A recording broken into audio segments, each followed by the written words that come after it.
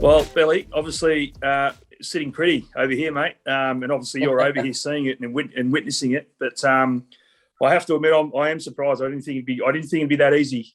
2-0 up after the first two tests, bringing the big guns back in for Adelaide. It was all pointing to an England victory or a bit more of a show anyway. I'm a little bit surprised, but what I have probably been more surprised is probably the team selections. What now for England? What next for England going into the massive Boxing Day test? Yeah, thanks, Ryan. Yeah, it's really happy here in Hobart watching this week. Yeah, I'm sure it's that momentum is so in Australia's favour now, and whatever England decide to do is just nowhere near good enough at the moment. So, yeah, it's tough. And then obviously, the frustrating thing, I think we spoke right at the start, and there's been a lot of talk about bowlers and, Brisbane and Broaddanson not playing and then playing. But I think, again, it really comes down to we're just not scoring a volume of runs that can put Australia under any kind of pressure. If you think about, if England were to know that in the second test match, they're going to have no Cummins, no Hazelwood, Warner with nearly a cracked rib, and you're thinking he's not quite fully fit. That's nearly winning the lottery, going on an Ashes tour. Two of their best bowlers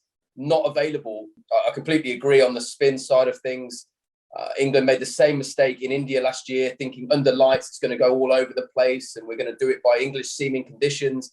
And we didn't even get to see him. It was all about spin. And today, through the Adelaide Test match, we saw the same, a pretty flat wicket during the day that turned. There is massive argument to say that when you're playing five seamers, we did need someone like Wood, a point of variation. Even if he didn't bowl a massive amount of overs, we had loads of bowling options. But even if it was just 3 or 4 over spells of pace, it would have been a lot nicer. And again, it sort of goes back with the spinner. We've been in this situation like going around in circles now at the moment with the spinner in England for the last 18 months. Leach plays a game, he gets dropped for a game. Best comes in for a game, he gets dropped for a game. Then we don't play a spinner. Joe Root's the frontline spinner. And it's just an ever non-stopping cycle of this thing with spin. We've got to pick one, stick with him. And I think, again, just play. We're talking about Test cricket over 5 days. You need a spinner at some point. Yeah, that's the interesting thing for me. Like even listening to Joe Root in his press conference say that they haven't learnt lessons, which is fascinating. With all the information that not you have, but every team has, they probably haven't come out and learnt the lessons. Even the lengths, we've been talking a lot about the length. There's been a lot of talk about the lengths that England have bowled that have probably been too short, and it's allowed Australia or us to absorb the pressure. You've got Marnus Labuschagne, who's obviously in unbelievable form at the moment. He's seeing the ball, and you know what that'd be like, seeing the ball like a beach ball, but he's able to leave lots of balls, and then that almost puts pressure. Although he's not scoring, that first day here, there wasn't a lot of swing, which I was surprised at with Jimmy and even Brody, but still Marnus was able to let a lot of balls go, and that's sort of, although that, yes, a lot of people would say if he's not scoring, it's building, you're digging a bit of a hole for yourself, but if he absorbs that pressure from the bowlers early, they tie. That's the idea, isn't it? You tie pretty quickly as a bowler, and you can cash in later on. So someone who's seeing the ball, as I said, like a beach ball. Marnus at the moment looks like the player to he's the form player. He's the one that's sort of him and Smith together. Obviously, that 3 and 4 are a vital sort of pairing, I guess, for us at the moment. But he's on fire at the moment, isn't he? Absolutely. I think we're crying out for. I think to be fair, I think Milan and Root have obviously been the standout players for England, but England are crying out for somebody like Marnus who can bat time. Like as you said, he was a masterclass at the gathering, leaving the ball, and the same really at Adelaide. Really, setting the foundation, the platform. For Smith to come in later, for Head that raises the tempo, who looks in good form but plays quite attackingly. Carey, and then the bowlers to put the icing on the cake that will come out and play shots. Another one I want to touch on is Mitchell Starc. I want to get your thoughts on. You faced him a lot. I've watched him a lot over time. He came into the series under a lot of pressure. And as you mentioned just before, in these COVID times, as different as they are, we lose a player in the morning and happens to be our captain, probably best bowler in the world at the moment, or one of. And Mitchell Starc steps up and does what he did. I think, I don't know about you, you faced him, but he looks like he's back to his best. He was able to build pressure, which he hasn't probably done for consistently over the last couple of years. But he looked good. He looked fast. He looked like he was moving the ball. And he's a tough competitor, tough bloke to face, I would have thought as well. Yeah, 100%. His record with the pink ball as well, I didn't realise how good it was. I think he's leading wicket taker in pink ball or day-night test match cricket, which again says a lot about his skill set. And I thought what he did amazingly well actually through the Test match, which he can do, is his changes of angles, from over to round when it's not swinging.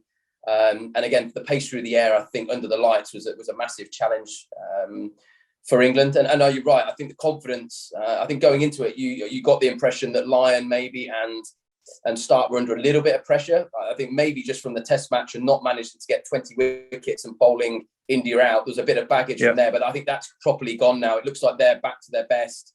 Australia, they've lost 2 captains already this summer, to be honest with you, and they're still playing the same style of cricket, and it didn't rock them too much.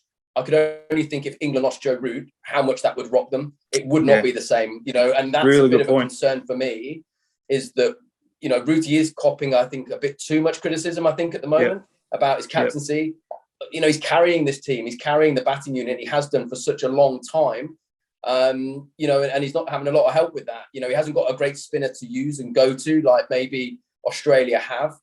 So it's worrying times, I think. I think you're right. For the next one, it's a big toss to win if England to do it. But can they score enough runs to put Australia under pressure will be that. Whereas England now will be, I suppose, looking at what they're going to do. I do think there will be a couple of changes. I think Ollie Pope will come out and Bairstow will come in. I don't think there'll be a change at the opening just yet. It sort of feels to me, and it might be harsh, Burns has got this series. Really, he's playing for his career, I think. At 31, 32, he now needs to get a performance in, or otherwise you go back to the summer and you look at the age and you go, right, we've got to start again. We've got to build something again. And that brings Crawley back in. Hamid has looked decent and technically looked okay, but still, again, it still comes down to output and what runs you get. But I think they'll have to look at this area massively and put a lot of investment into an opening partnership that actually the home Ashes, again, will be a concern, is can you build an opening partnership that can win the Ashes again at home? And I think it's a big 3 games for him now for his Test match career. I agree with you with Pope. I think he's a superstar for the future. And I guess it's a tough one. Like you say, probably the best thing is to bring him out rather than leave him in there and probably do more damage. I guess the big one for me is Burns. I agree with Burns. He's got that ugly technique, as we say over here, but he's done well in Test cricket. What about your bowlers? I guess is the big question. Wood's got to come back in. You say you think Wood and Leach would come back in. I guess that the thing is, who do you leave out? Remembering, as we discussed last time, and Chris Wokes bats at 8, who did really well in the second innings. He looked really good, actually. And he's a genuine all-rounder. We know that. But you take him out and that tail starts to creep a little bit longer, doesn't it? It certainly does. And again, picking England's, I suppose, selection will be as tough as anyone. It could be absolutely anything for the next Test match. So I don't really know which spinner will play. My gut feel, when I see them, is that Leach is a more consistent and a better spinner, so I play him all the time. But you're right, we've got to get Wood back in. Possibly here, I think we'll get to the point now in these next 3 that you won't have Broad and Anderson playing together. I think one will play this one will play at the SCG. Again, Robinson's been decent there and thereabouts, asking good questions. So you feel like he will play as well. All right, so let's go into the Boxing Day Test. Another prediction. I'm going to have to go 3-0. I think we're in. I think we're in a good position. And as well as I do, you've played more than me in these series, but the momentum's huge, isn't it? But it is a place where England won before, haven't they? So it's it's a huge occasion. So will that affect having that knowing the history that you've won there? Yes, and then knowing that also the big occasion with all the younger players or newer players, will it get to them? Because it's a massive occasion, as you know.